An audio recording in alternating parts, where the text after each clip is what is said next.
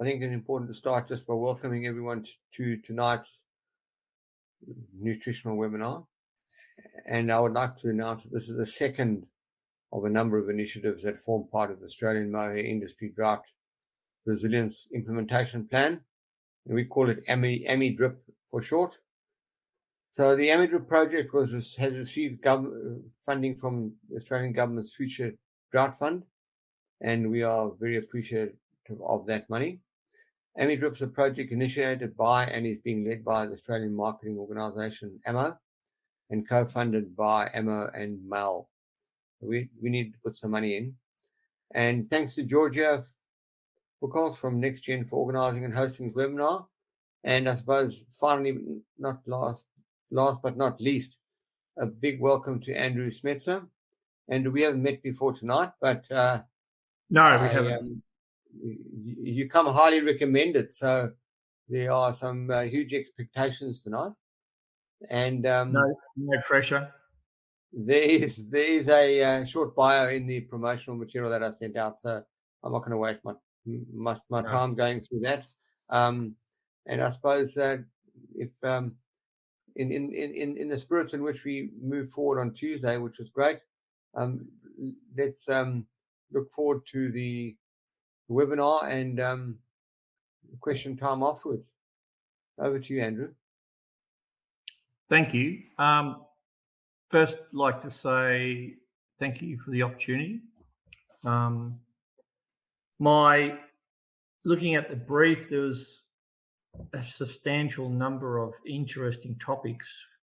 And after considering looking at them all, I thought the best way forward, because I don't know the level of knowledge of the audience at all, I wanted to start with laying a foundation and introduction to what is nutrition and goats in reference to being a ruminant.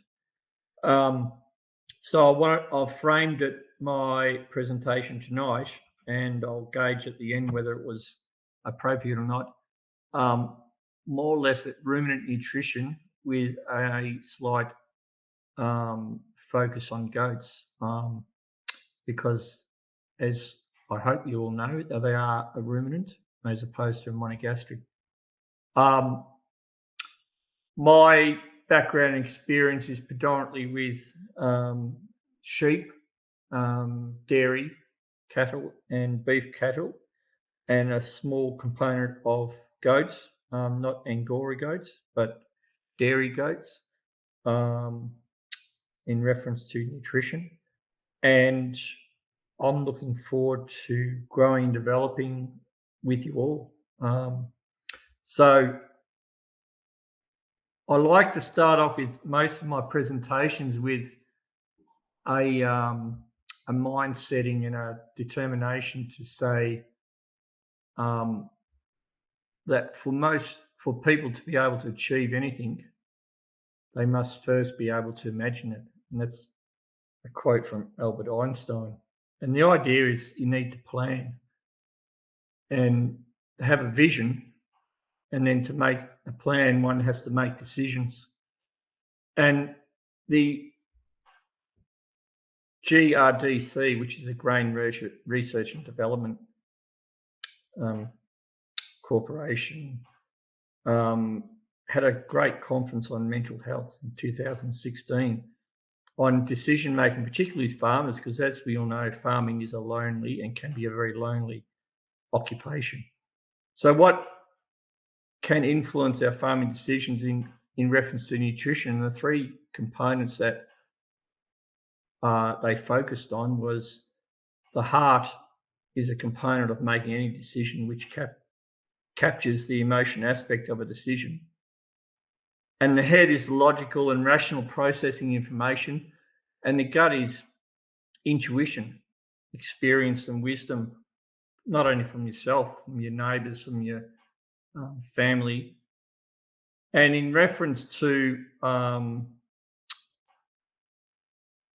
heart, I suppose a great example is I was talking to someone who did farm goats, and they said their parents always fed oats. That's all they did. When they needed something, fed oats and pasture hay, and usually in small bales.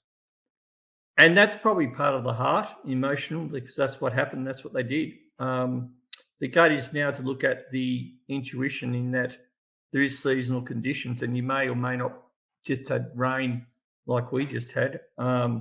We just got 18 mils in 3 hours. And now it's just stopped probably in the last 2 minutes. But the ability to say, okay, well, now's the time. What's going to happen outside? What's the price of barley and lupins? What's their options? And then the head is a logical and rational process of actually doing calculations, spreadsheets, understanding your markets. So that's all part of what, when we talk about nutrition, the other side of it is that other than state and federal government regulations, there are no rules to farm management.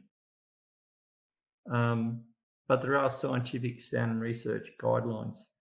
And that's something I keep discussing with every farmer, no matter what the enterprise, no matter what the situation is, because it depends on the personality, the management style, equity, and their markets and what they have a passion for.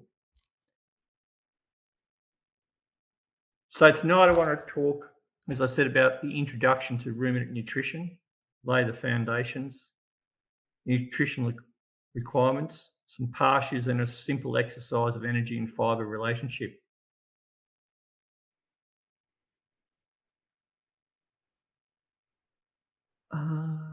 That hasn't worked. Sorry. I wonder what happened there. I apologise for that. The animations hasn't worked. Nutrition is a pathway to optimising genetic potential and health of your livestock, in this case, Angora goats. The need to appreciate what happens inside the animal is real, and you need to understand that goats, like sheep and cattle, are ruminants. Ruminants are animals that have 4 major compartments and chambers, or affectionately they call stomachs, that make up their digestive system. And ruminants have a rumen. Monogastrics do not, e.g. pigs. Ruminants need to ruminate or chew their cud. And the rumen converts plant components to animal products, fibre, milk, meat, which is basically your protein commodities. Can I just take a second, because it's not quite working the way it should. I apologise for that. What do you see now? At the moment, we're seeing the entire slide. If you had animations lined up for them to come in separately, then it probably won't work because it's not actually in presentation mode. It's currently in editing mode. Okay. Right, okay. Apologise. I don't know why that's happening. No, okay, so rumination, goats, the first stage of digestion is mechanical, which is the teeth. The second stage is a passage by the esophagus that carries ingested plants to the rumen and reticulum. And the green component, which I can just see just came up, is your esophagus. And then the pink component is the liver, and then the rumen, and then the various components of our digestive tract. The rumen and reticulum, ruminoreticulum, is actually one very large chamber, and there's no separate compartments, which is in the green. So I'm going to do it slightly slower because I can see you don't have my presentation mode, but an editing mode. So the rumen is stomach 1, referred to affectionately as the brewer's vat for a very good reason. It consists of a lot of fungus and protozoas and enzymes and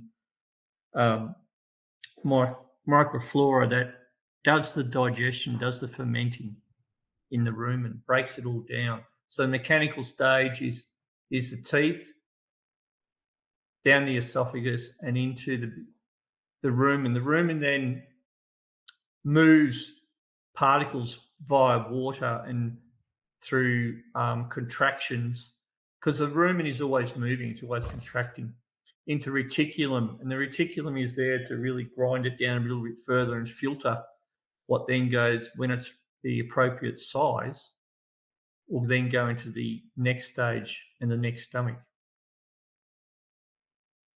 The reticulum is at the forward segment of the rumen, and it's the area where ingesta is to ruminate, that is to chew the cud and go back up and re-chew it.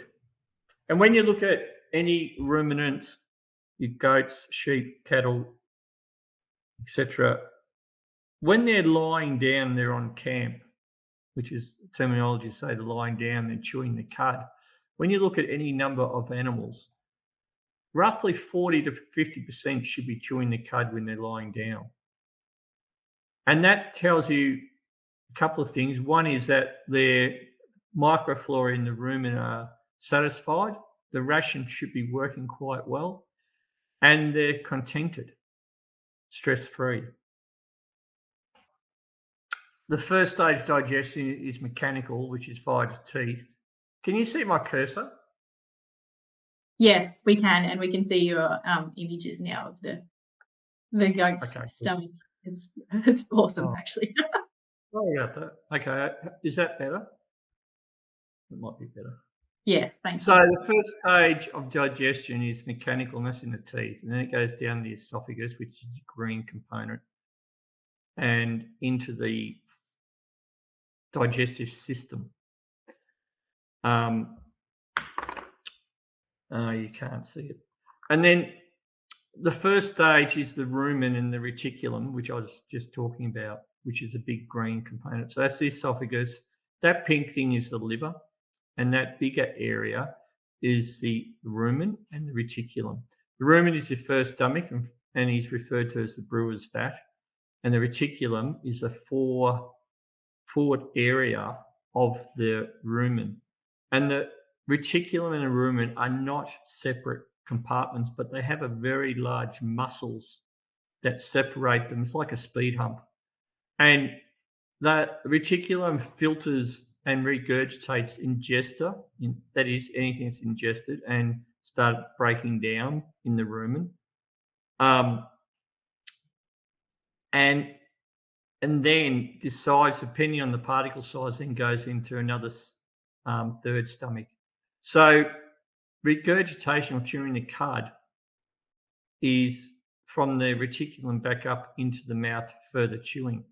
And when I was saying chewing the cud, when I was referring to when you walk into a paddock and look at your livestock, and you look at a group of animals, in this case goats, lying down and chewing the cud. If you've got it roughly, doesn't matter how many, it might be 4, it might be 40. If you've got sort of 40% chewing the cud, it's a very good indication that the ration that they're on is satisfying the needs and wants of the microflora. And I'll go down to that a bit more in a while. The fermentation occurs in the rumen. That's why it's called the brewer's fat. It's full of, as I said before, protozoas and enzymes and microflora to break down everything that you put in front of your ghost to eat. Mechanical, down the esophagus and into the rumen and the reticulum. And when it's broken down into small compartments, and some of those compartments are volatile fatty acids and protein elements that the microflora need to function and to further break down and to feed the cells of the body. The pH is usually, we like it to be between 5.6 and 7, more preferably around 6 to 6.5. And that gives a functional and happy rumen for the microfloras to live in. The omason is the third stomach. So we've got the esophagus down into the rumen and reticulum, and then into the omason. And the omasin is an area where absorption of those smaller components, volatile fatty acids, and water are reabsorbed. And the pH range there is about 5.5 to 6.5, slightly more acidic than the rumen. The forestomach, known as the true stomach, is a very, very low pH of 2. It's very acidic and full of enzymes. It really breaks down most things for the body to be reabsorbed.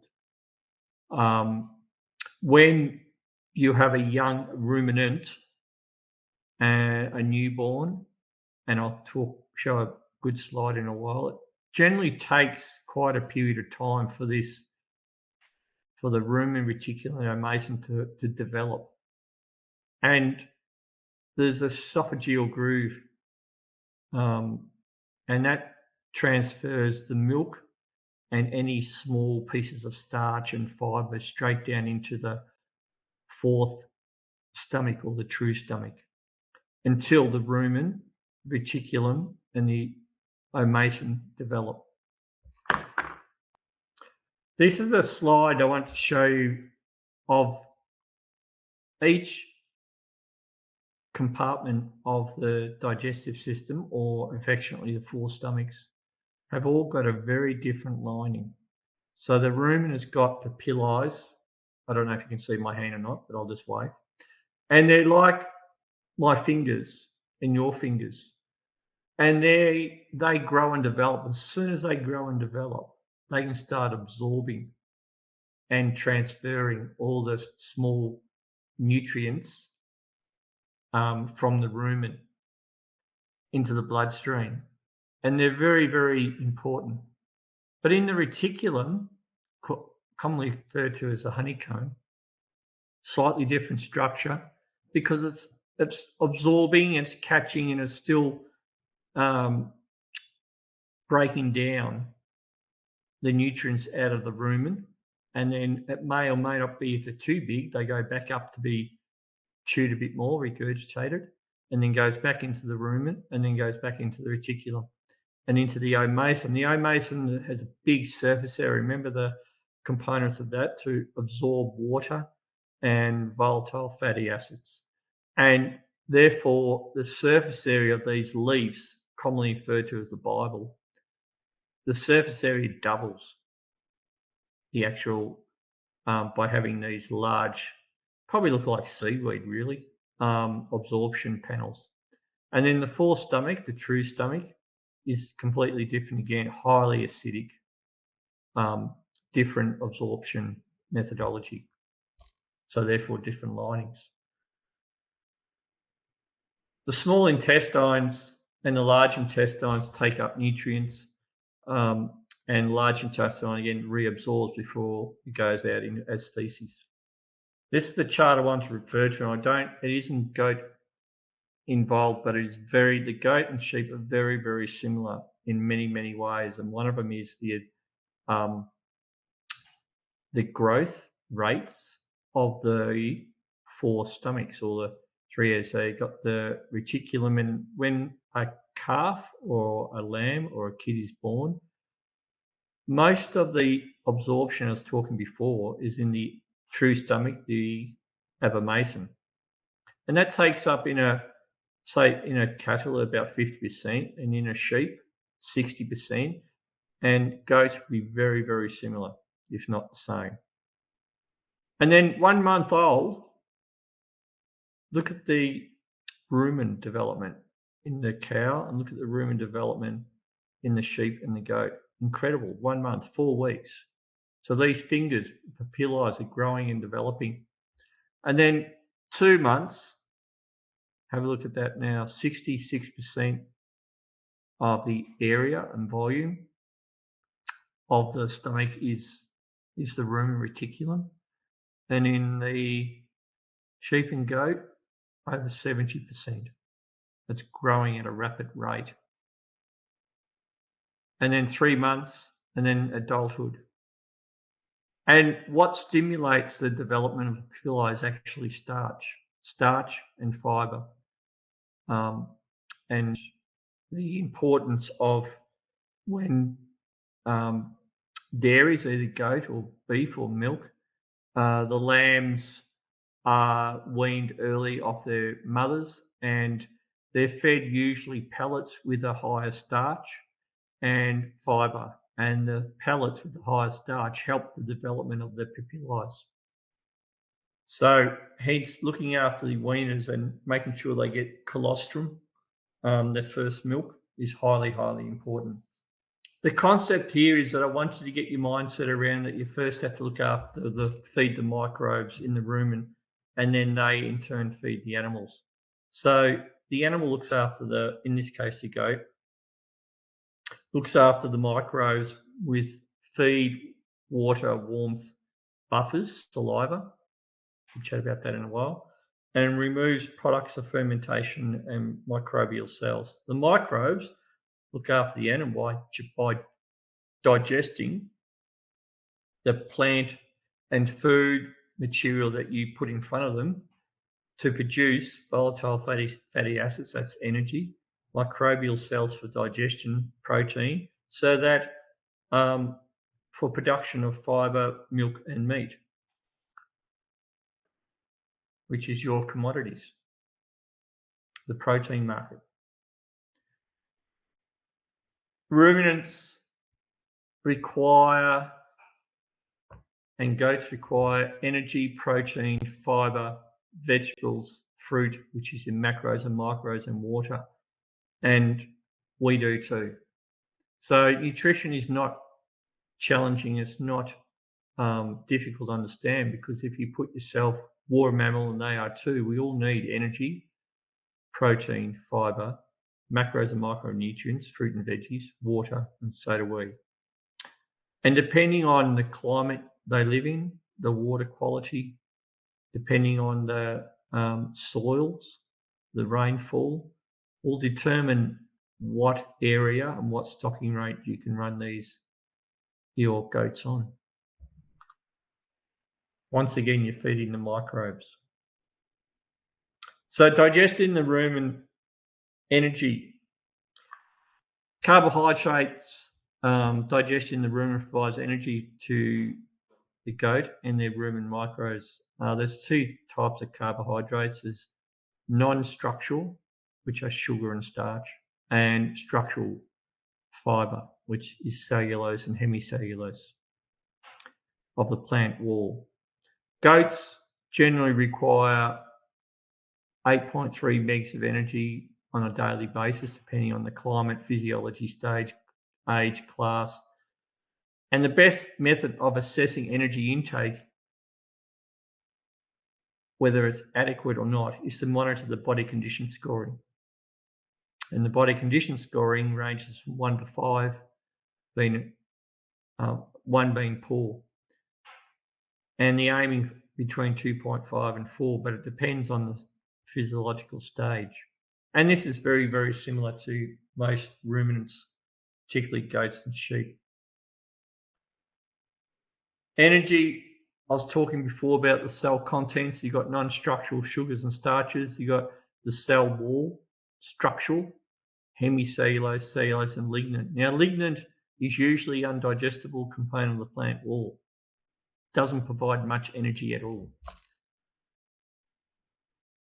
But the hemicellulose and cellulose, the structure of the plant, does. When carbohydrates, and this is where I wanted the animations to work, because it's looks awful just bang like that, but when we break it down, it follows the suit. Carbohydrates and digestion, the carbohydrates are broken down into starches, pectin, sugars, and fibre, NDF, fibre. That's something we'll talk about in a while.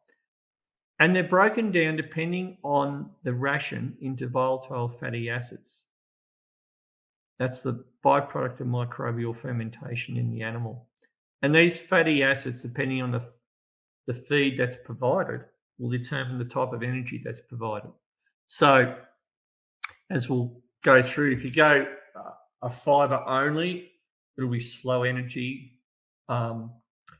and a certain type of volatile fatty acid. And if you go for grain, the other end of the spectrum, it'll be fast energy, and it will change the environment within the rumen. The fibre is incompletely digested in the rumen, and the roles of the fibre include providing the VFAs, volatile fatty acids, acetate, and acetate is aids in the fat digestion, and it's favoured by high fibre diets. The microbes need fibre to hang on to so they can do their job. And what's their job? To digest all the material that is coming down from the esophagus and into the rumen. And they need to do that with a fibre mat, so they're not flushed out into the reticulum and then flushed out either back up to be regurgitated, which takes energy and time, or whether it goes back into the third stomach omasum. And the fibre mat increases digestion efficiency. It stimulates rumination. So contrary to popular belief, the rumen itself is always contracting. It's always moving. It's really like a mix master, a mixing cement mixer. It just keeps rotating around and moving. And the fibre provides a scratch factor, which enables the muscles to contract. Chewing the cud provides saliva, and saliva is made up of sodium bicarbonate, potassium, phosphates, and enzymes, and it aids in swallowing, chewing the cud, and also acts as a buffer to keep the rumen pH around 5.8 to 7. The fibre mat is really, really important in a rumen. And a graphical explanation of it is this: if you had a normal rumen, everything's functioning well, about a third is liquid phase. You have about a third fibrous, and then you have gases. When you change your nutrition, when you change your feed source, this will change. And on high quality feeds, generally speaking, ryegrasses and clovers, young plants, there might be 3-leaf stage ryegrass, it might be 3-leaf stage with the clover, beginning of spring perhaps, or very good autumn. The actual fibre component is very, very low. So the fibre mat is low, and they have a high flow rate of all your feed going through. And so as a result, the microbes don't get a chance to efficiently digest everything that's there. And then as the feed gets very high, pure clover stands, for example, the fibre mat becomes pretty limited. So this is where I wanted to stop, if I may, and just do a quick demonstration on that. So what I'm going to do is, hopefully this works. So if one considers this fish bowl as the rumen, if it's on high quality feed, oh, hello, what happened then? And it's eating beautiful clover ryegrass, which we discussed before as a phase 1 and phase 2, high quality, very low NDF value, very low. So instead of being 33, it's 25. When they take a mouthful, teeth grind it up, goes down the esophagus and goes into the rumen. And there's no fibre there, so it sinks to the bottom. If you add effective fibre and form a fibre mat, like so, teeth, esophagus in, It lands in there. And what happens is the microbes can jump on top and start digesting it. Now, I said effective fibre because it's something that fibre they showed you. I made the silage. It was bloody good. This isn't good fibre. It's not good effective fibre. Why? Will it form a mat? Yep. Will the microbes be able to jump on it? Yep. It's full of mould. It stinks. It's not good. It's not healthy. So that's my quick demonstration. Whoa, have I lost you? All right.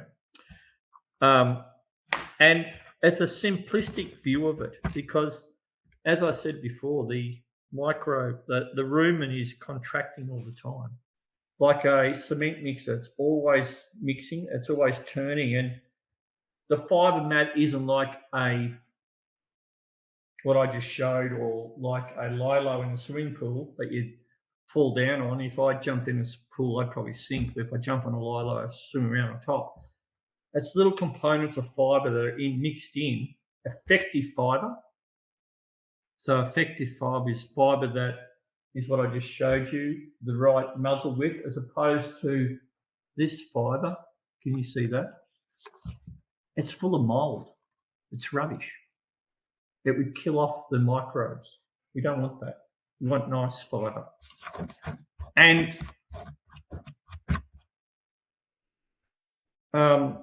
what we have there is you need a balance of effective fibre and energy and protein and microbes and minerals and water.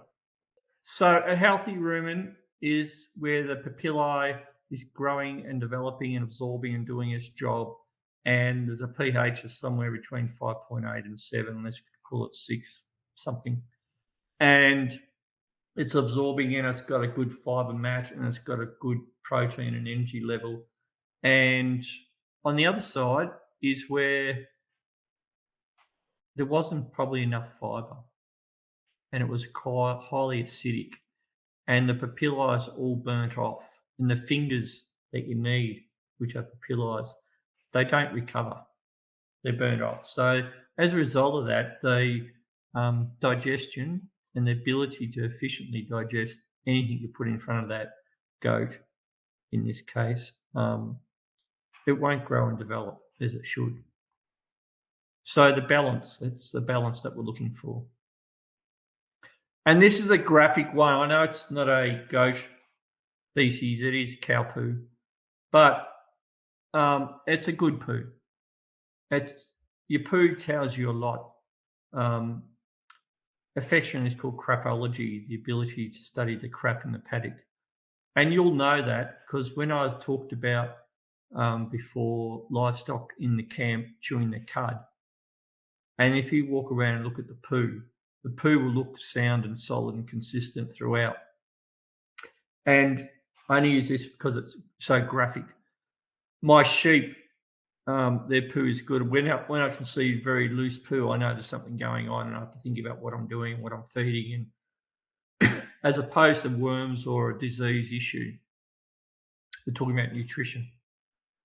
And this is another graphic example of the rumens not functioning.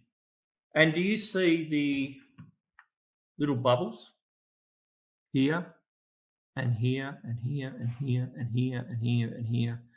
That's an indication that there's probably subclinical, and I say subclinical, acidosis occurring in the rumen.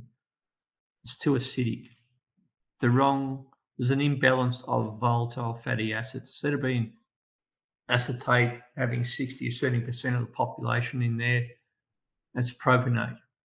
And propionate are used and produced when there's a high starch level and sugar level. And if you go have an imbalance, they create a very negative and low pH in the rumen. And so other types of bacteria and protozoa start growing that are not friendly to production. Moving on to protein. Protein digestion in the rumen converts plant proteins into amino acids and are used by the rumen microbes and absorbed into the small intestines. There's two types. There's rumen degradable protein, that is protein that's degraded and digested in the rumen, and undegraded dietary protein, UDP, bypass protein, and it's not digested in the rumen. It's digested in the abomasum before stomach and then moved in the small intestines. The microbes break down true proteins, that is grass has got a true protein, and NPN, non-protein nitrogen. So most proteins are made up of nitrogen, but there are some nitrogen molecules with no protein in, and this is the beauty of ruminants. The microflora grabs hold of all that nitrogen, produces ammonia and converts it to their own protein called microbial protein. And the microbial protein is then used and absorbed in the small intestines, but it's a short-lived, a short fix. And a lot of people who have feedlots will use a touch of urea to increase the microbial component of the diet of the animal, but it's short-lived and it's a quick fix. Low rumen degradable protein, that is protein degraded in rumen, when you have low levels, you have poor microbial function, you're hungry and angry and hungry microbes, and high rumen digestible protein, you have wastage of potential microbial protein if you don't have enough energy. The balance. Goat's daily requirement as a general rule of crude protein is 7%. And feeding adequate to slightly greater amounts is shown to increase the immune system and resilience of internal parasites and worms. Now, this is where Matt Playford and I come to the same crossroads, where if you have a solid and sound nutritional ration and a solid and sound parasite control program, as Matt would have discussed, you have the potential to have a very good resilience to internal parasites. Pardon me. So there is a connection and there is a correlation. And it's been well documented. Quick, looks confusing, I apologise again. Protein molecule comes down into the big rumen. Undegraded dietary protein, bypass protein, goes straight out, green line, into the intestines.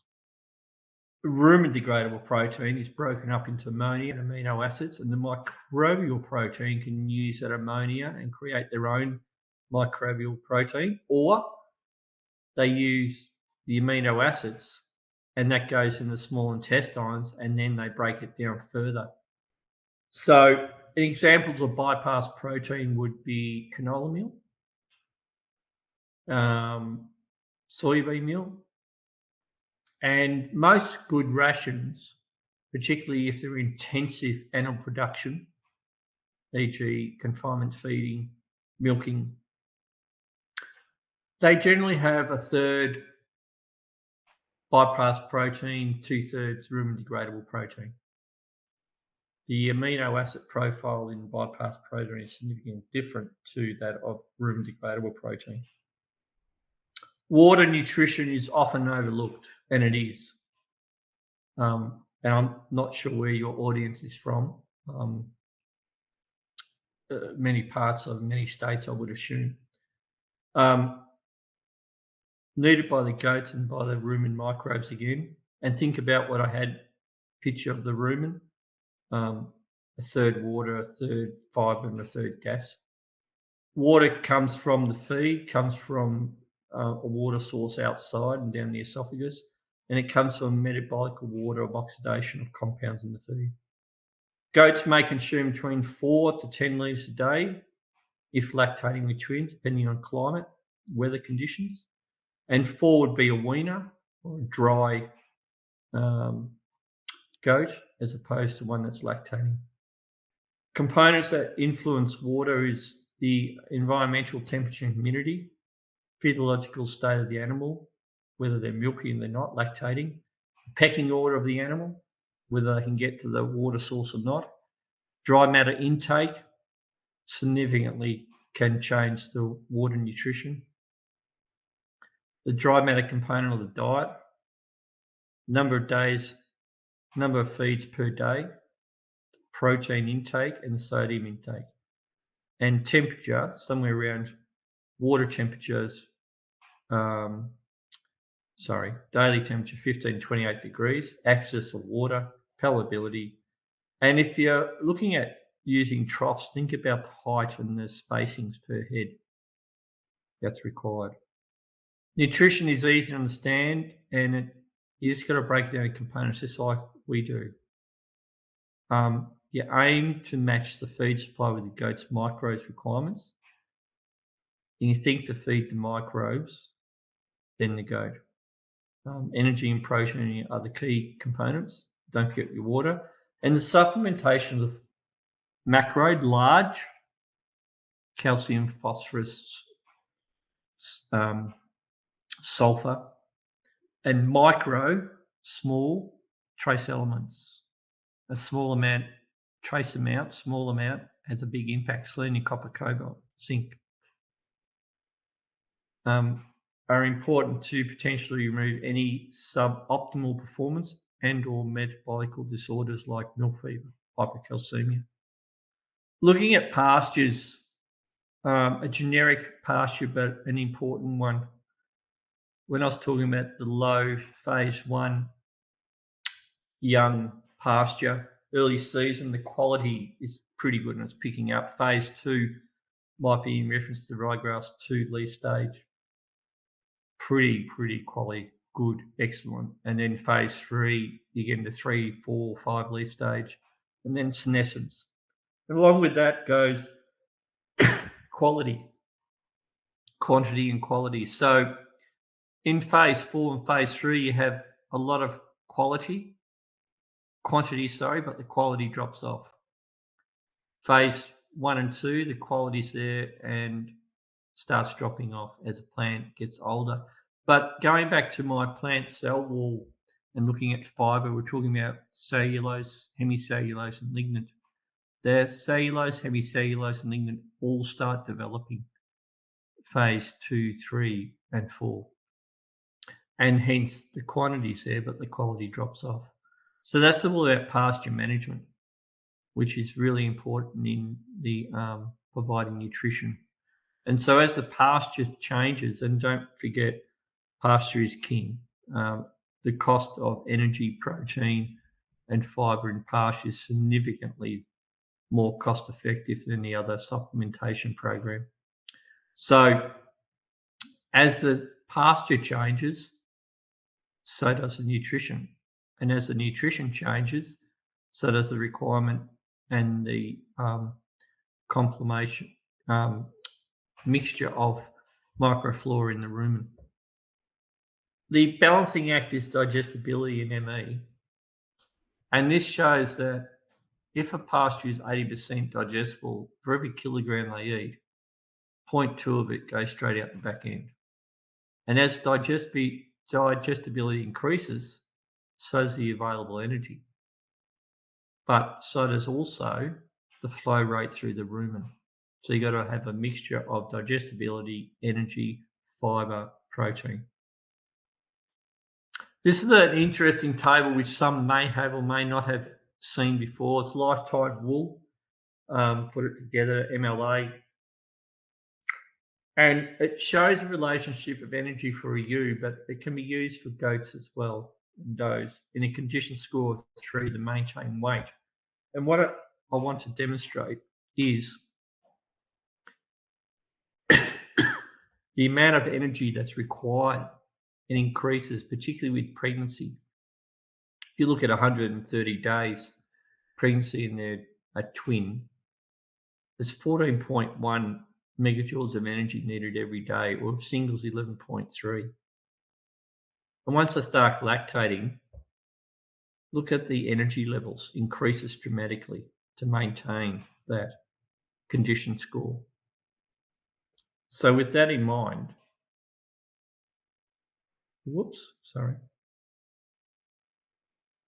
looking at feed tests, this is one of my feed tests for some lucerne hay I was looking at to purchase.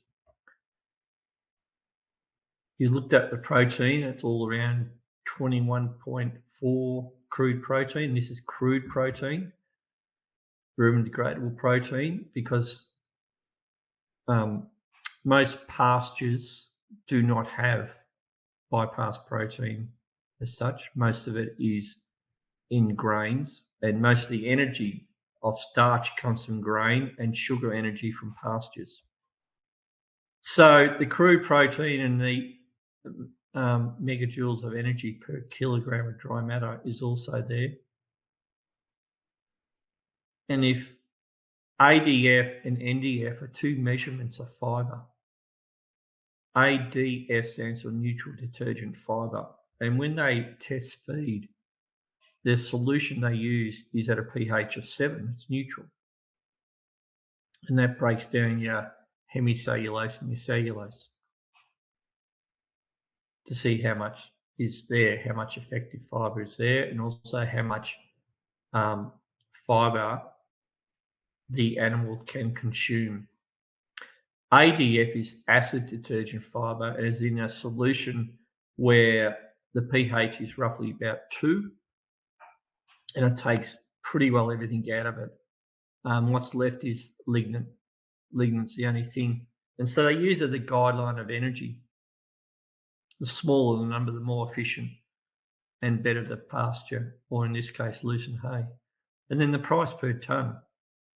So generally speaking, most people look at protein 22, yep, good. Energy 10, yep, great. $350 a tonne delivered. Great. Let's go down to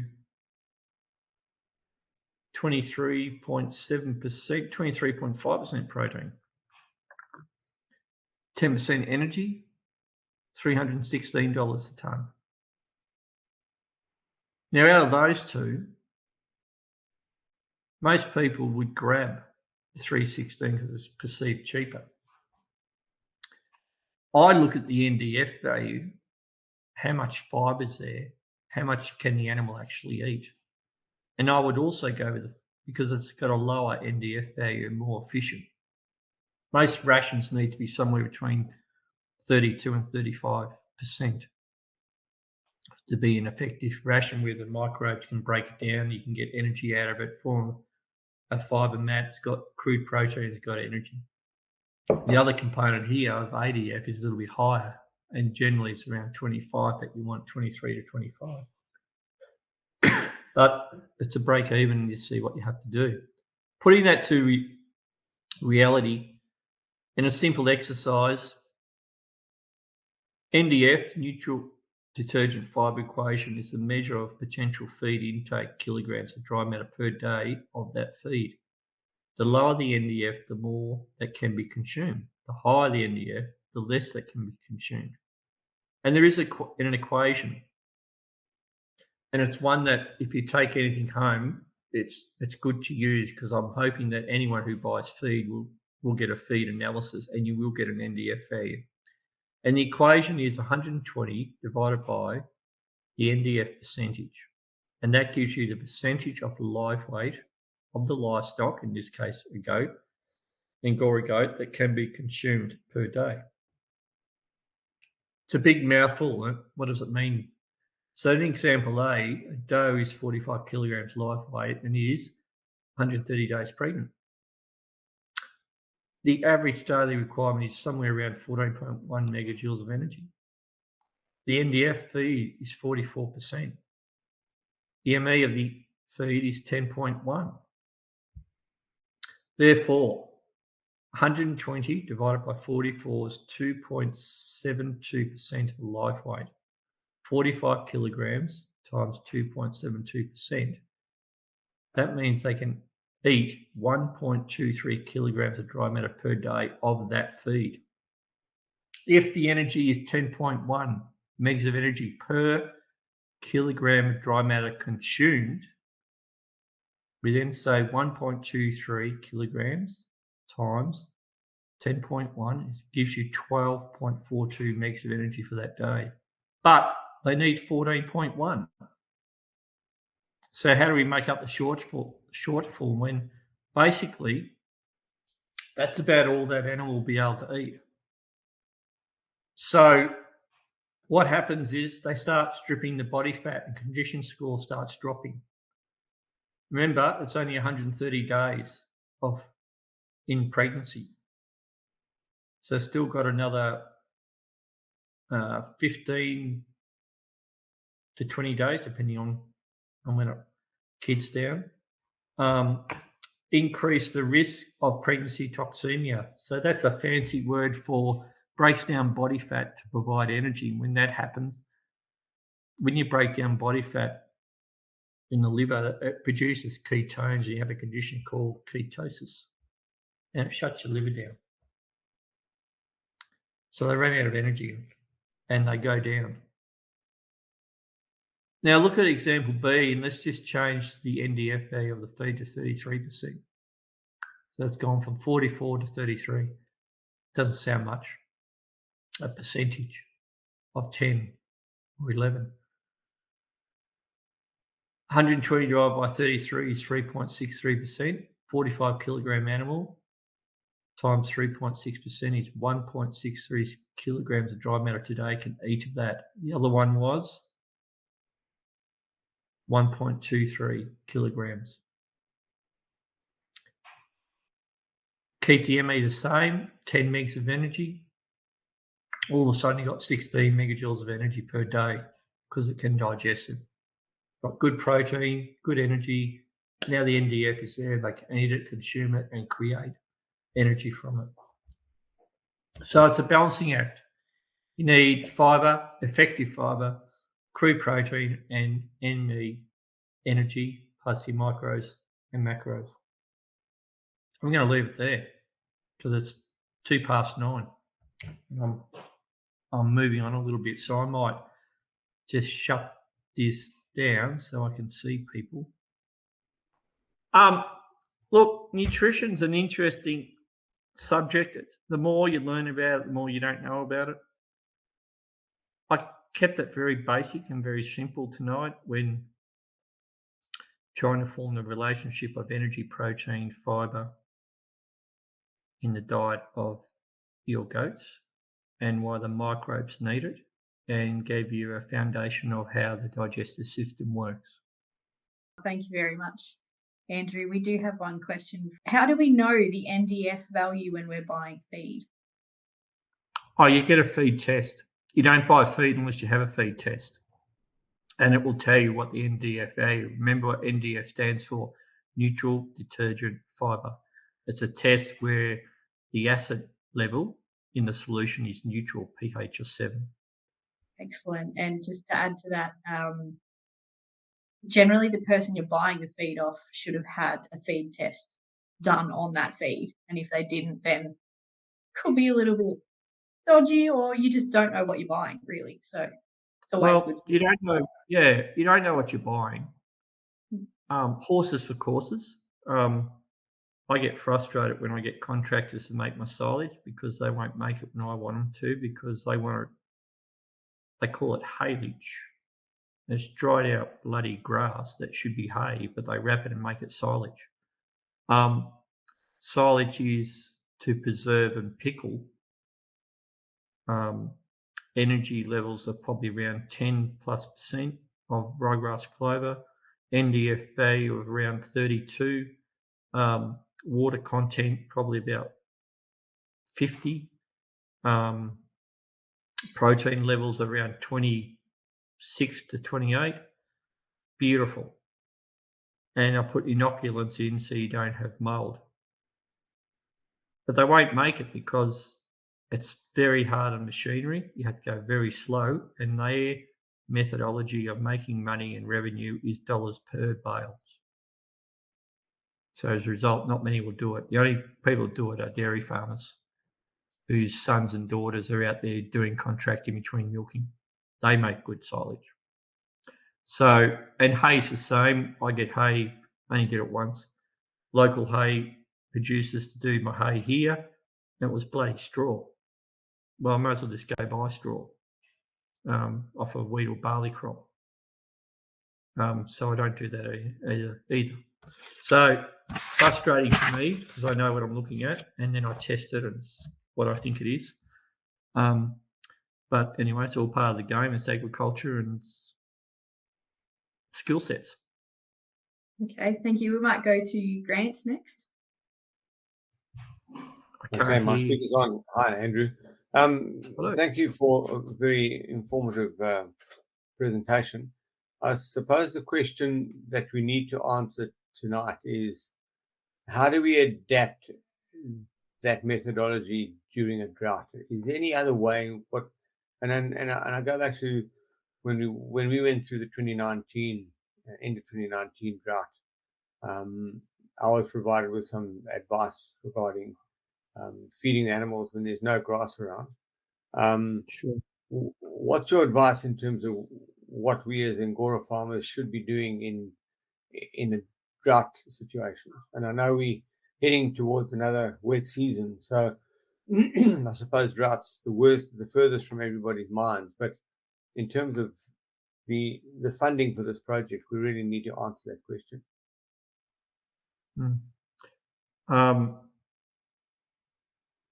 Let's go back to the basics.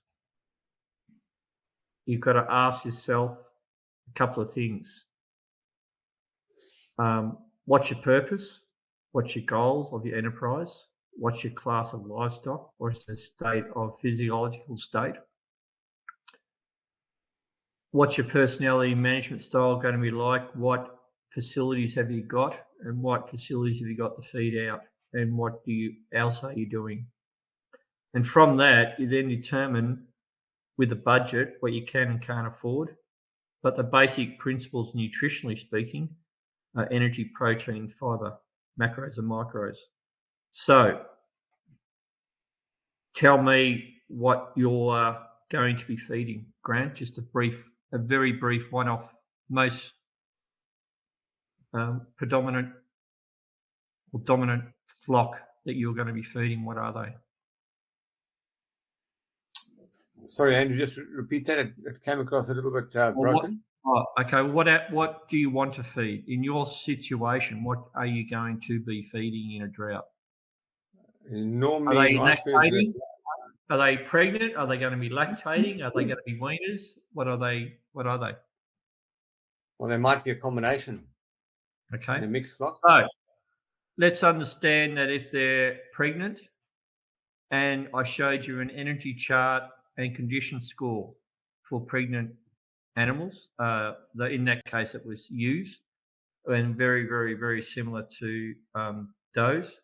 And so you need to provide roughly 14 megajoules of energy a day. You need to provide about 16% protein, and you need to provide an NDF of the ration in the rumen around 33%. So then you say, okay, well, what's available? Now, at the moment, I cannot get lupins or beans. So therefore, they're out of the equation. I can get barley, right? I've got barley. Great. What's barley? Barley's around 10 megs of energy. It's got probably an NDF around 38, and the protein might be, depending on, I have to get it tested. I wouldn't buy it unless I did know. It might be 8 or 10. So then I form my ration on that. The fibre component, how am I going to do that? What's available to me? Is it orange peels? Is it it might be maize. Someone's got a maize crop somewhere, and they've broken it up. It might be barley stubble. It might be wheat stubble. It might be an oat stubble. So you've got to look around. It's a broad answer to a broad question. So you've got to sit down and actually do a plan and a budget that fits your needs. And where are you located? How much is freight? Is there subsidies? So I can't give you a silver bullet answer because there isn't one. It depends on the situation and depends on what your budget and what you want to achieve. Yeah, thank you. I didn't expect a silver bullet because I understand it's a pretty complex process. Oh, there's many components to it, but it can be answered for an individual case. You just got to go down and make a start and understand what you want to achieve and how you're going to do it. See, because of my lifestyle and my wife's lifestyle and the kids, quite often I rely on pellets. Yes, they're dearer per cost per tonne, but I know what's in the pellets. It's consistent. It's easy to feed out. It's easy to store. And everyone in the family can do it regardless of who is home. As opposed to me mixing my own ration, having a commodity shed and making sure the trucks turn up and tip in and everything else. And then whoever's mixing in the mixing wagon does it the same way I do it, which makes it more consistent. And a great example of that is I was at a dairy farm, and I don't know where you guys are, so I'm not going to say where the farm is, but it was a beautiful coastal area. And there was 3 sons and dad and mum. They milked 650 cows. And all of a sudden they had LDAs, left displaced abomasons. And I did the ration. I could not work out for my life what the hell was going on. So I went down there and I spent time there. I spent a day just watching and looking and learning. And all of a sudden the penny dropped about day 4. I said, who mixes the wagon? Charlie does. His name's not Charlie. I'll just throw that in. Oh, yeah? Does Charlie always do it? Yep. Oh, yeah? Charlie just got back from 3 weeks for holidays. Yeah, that's right. Well, who was mixing it then? Oh, Dad. Oh, yeah? So Charlie doesn't always do it? No. Dad did. Oh, yeah? So I went up and had a chat to Dad. And Dad's most favourite time of the day is listening to Landline, the country hour, in the radio, in the tractor. So he does. And he mixes the feed at the same time because it's time management efficient. So it went for a whole hour. Charlie mixed it for 15 minutes. So the effective fibre was completely gone. It was chaff, dust. Instead of being a beautiful muzzle width, length, it went for an hour instead of 15 minutes. So it was just pounded. And so what we had effectively was that ration was flowing through at a high flow rate. And if you picture a fire hose without any water on it, it's just lying around, you put half a bit of water in, it starts moving like this, and that's good. You put it on full bore, you can't hang on to it, it's just going like that. And that is what the flow rate through the rumen and the 4 stomachs was like. And as a result, the abomason flips. And when it flips, it twists and turns and blocks off. And so we had cows with left displaced abomason, LDAs. And that's why someone else was doing it, someone else doing it differently. And so that's an example of continuity of how, Grant, you may mix a wagon, or I might, and my daughter, my son, and my wife might do it completely different. So I go with pellets, almost bulletproof or bomb-proof. But that's only for me. That's how I do it. Thanks, Andrew. In a matter of time, we've got a couple more questions. Lynn and Don Carter have asked that Angora goats are pushing out 150 mil of mohair in 6 months. Therefore, their needs are higher in protein and energy balance. Are they needing more of both than sheep? Because sheep only grow their wool in 12 months, over 12 months. What are your thoughts on keeping the energy and protein requirements balanced? Good question. I don't know enough about mohair. I don't.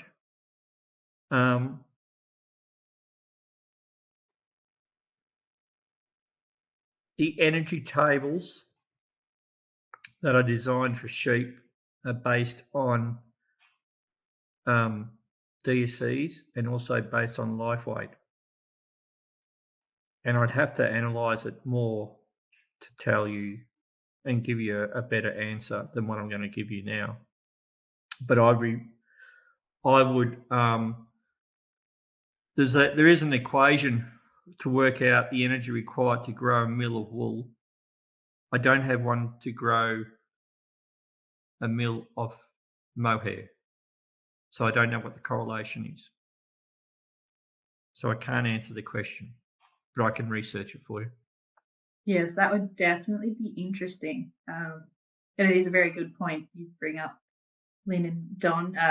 Lynn and Don have also just added the general question to anyone out there really is how many mohair growers are actually soil testing or leaf testing their pastures or feed to see what they have on the ground, let alone purchasing in, and doesn't meet what an Angora goat needs. So I think it's a pretty generalized question out there. And personally, from my point of view, I don't think enough people are testing their pastures or and what they have on the ground, just so they know exactly what they have at each point in the year. So, Andrew, have you got anything to add for that? No, I think it's an excellent idea. The other component of soil testing, plant and animal testing is in blood. And I didn't touch on it because it's very complex and it's a really interesting but lovable subject, is macro and micronutrients and the antagonistic and synergetic relationships they have against each other.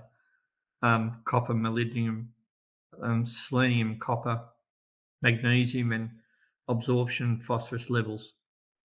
And then, but not a lot of people measure all three. In fact, very few do until they have problems, particularly with copper and bones and wool production and mohair production. But it's a great subject, and it's probably a good PhD subject because it's quite easy to say, well, a mohair Angora goat at 45 kilograms requires A, B, and C. But that doesn't tell you what the soil's got and what's locked up and what isn't, and what the plants have got.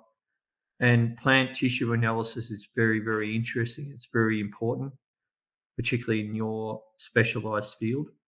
And blood testing is also very important. Thank you for that. Nalani has asked another question regarding feeding silage, and she's asked if goats can eat silage. Just keeping in mind, we're not going to talk about vegetable matter contamination in the mohair clip because hay and silage are fine by both pretty good for contaminating the fleece, but in terms of consuming the silage, Andrew, that's up to you. Can I answer a question with a question? Why would they not? Let's break it down. Silage, what is it? It's preserved pasture. There is no reason, unless it's mouldy or contaminated. Botulism, for example. Pit silage is good with that, and so some wrap silage when cats and rats get tied up. You can do toxin tests, and they're really good and quite cost effective to do, actually. You can get a count of microtoxins in your silage, and it helps a lot. And so I feed silage to my ewes. The interesting thing about your weaners, kids, is imprinting. And imprinting is another subject, but I love it. Imprinting is all about sight, smell, and taste. And going back to your question, Grant, what do you feed them in a drought?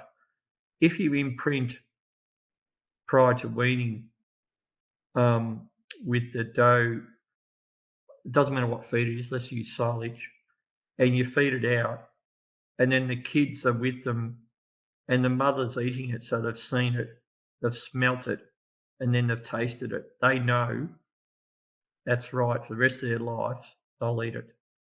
If you feed them wheat, barley, oats, lupins, beans, it'll be the same thing. A recent example of that is, once again, it is with sheep. Some lambs with their mothers were fed wheat. At weaning, they were fed beans. So the lamb knew the sight of wheat, the smell of wheat, and the taste of wheat. What they didn't know is what the hell was a bean. Hard, different shape, different smell. Doesn't taste like what Mum and I had. So they left it. And they left it for 15 days. And they lost condition. Then we had a cold snap here about 8 weeks ago, a real cold snap, proper, from 32 degrees down to, I think, about 8 degrees ambient temperature. And this poor fella lost 600 weaners. So then we had to start them off on wheat all over again and develop and build it up, because your microbes were used to eating the wheat, not beans, and they weren't imprinted. So they'll eat anything as long as Mum has and you've imprinted right. And Mum will eat anything if it's user-friendly, smells good, tastes good, doesn't harm them. So yes, they can. It's all about training. It's all about management, which I'll bang on about a fair bit, because management's about lifestyle and personality and what facilities you've got, what facilities you're happy to use. Very good. We do have another question here from Reg. Reg has asked that if a rumen is damaged so much, so as in your slide with the pictures, will it be able to recover from that, or is it permanently damaged? Won't recover as back to normal, no. Pretty unique if it does. Some marginal papillae, little fingers, are already scorched, yeah, they'll come back, but if they're burnt off, no. Pretty rare. And in the small intestines, they have villi. In the ruminant, P, papillae, and in the small intestine, it's V, villi. So if an animal gets acidosis, it's bad news. I actually haven't seen many bad cases of acidosis. Subclinical, yes, but not acute. It doesn't mean they don't exist. I just haven't seen many. Feedlot once. Couple of my lambs once. But generally not, no. Grant, do you have another question there, or are you just residual hands up? Must be residual hands up. Yeah, were you calling on me, Georgia? Yes, I was just asking if you had another question. Your hand is still up. Yes, I do. And it goes back, Andrew, to measurement, when the question from Lynn, I think, was about soil sample analysis, leaf analysis. What about hair analysis? And which of the three is the best to use in formulating some nutritional plan?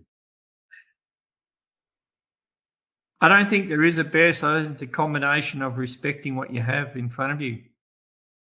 The hair analysis will give you an indication of what's happening with the your mohair Angora goat. And your soil is about your soil and what the plants can get out of the soil. And your plants are what the plants have got out of the soil. So, and available to the animals. So you need a combination. There isn't just one silver bullet. It's a combination. For example, there was a situation where broken bones were a prominent feature of some weaners, and they put copper out, and there's plenty of copper in the soil. There wasn't much in the plants, and there's bugger all in the animal.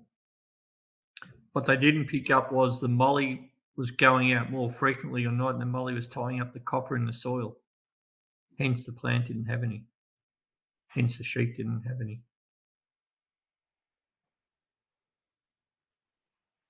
So the antagonistic and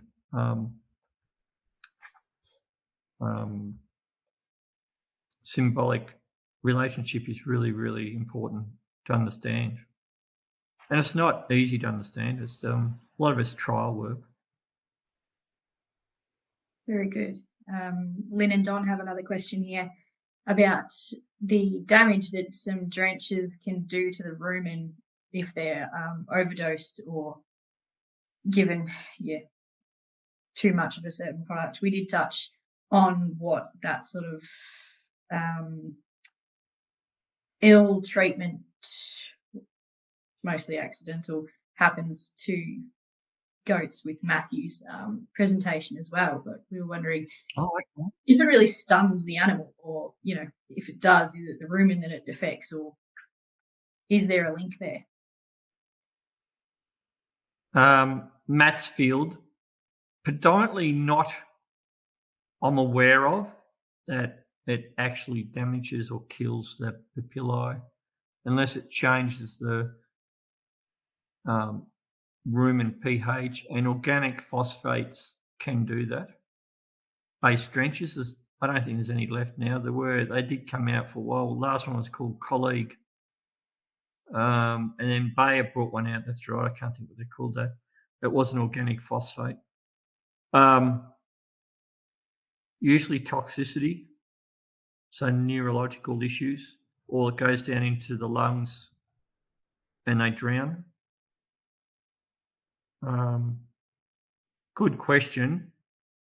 That's about all I can answer. I haven't seen any research papers indicating it. They do, except for organophosphate ones, potentially, but I'd have to look at that. I think that's the issue, Andrew, is that there hasn't been much research put into the effects of common treatments in cattle and sheep as there is into goats, and that's why so many growers have issues with which product to use and what effect it may actually have, what dose rate to use on their goats, and it seems to be a bit of a theme coming through. Yeah, and I think if anyone will know, I'll ask Matt. I don't know any other better pastologist of sheep and cattle in Australia. It's a very good call. I will talk to Matt as well and see what we can rustle up research-wise. Yeah, I'll think about that. Very cool. Sorry, Georgia, I think, is Matt not online with us now? He was. Oh, was he? Yes, he is still here. Oh, good. G'day, Matt. In the background. You might be having a cup of tea.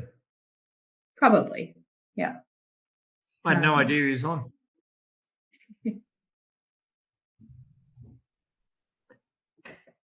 Send him a text, Georgia. He's just said, I'll catch up with you at a later date. He's having a cup of tea, so. Yeah, a cup of tea time. It's 9:35. That's a cup of tea time. Yeah. And in the matter of that, we might wrap it up there. But if there are further questions to Andrew, to Matthew, to anyone, even to the rest of your cohort, like Lynn and Don did with soil testing and leaf testing, please post it on the gateway, get in touch with any of us, and that's what we're trying to do, make a community where you can all ask these questions. Yeah, get some really good responses from each other. But again, thank you, Andrew, very much. That was very informative.